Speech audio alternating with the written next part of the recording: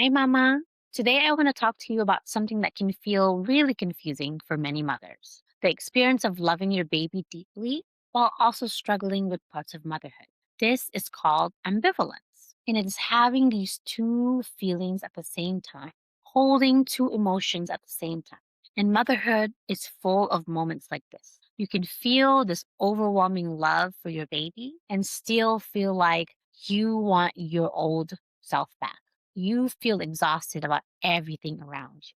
You can feel grateful for having a baby and still miss the freedom that you once had before you had the baby. You can feel proud for yourself for becoming a mother and still feel unsure about who you are right now.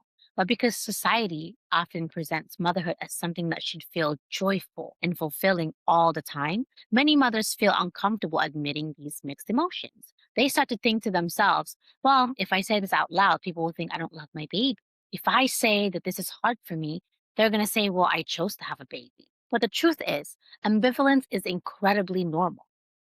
In fact, psychologists are, in fact, Dr. Alexander Sachs, who has done a lot of research on matrescence, creates a natural push and pull. One part of you is pulled towards your baby, and another part of you is still connected to your previous identity, your independence, your work, your passion, your hobby. Both of those parts are real, and both of those parts deserve space. Inside this community, we make room for that complexity because motherhood is not just one emotion. It's a mixture of joy, love, exhaustion, growth, confusion, pride, and sometimes grief for the life we once had.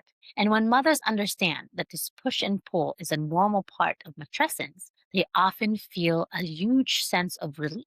And before we close today, I want to ask you to reflect on something.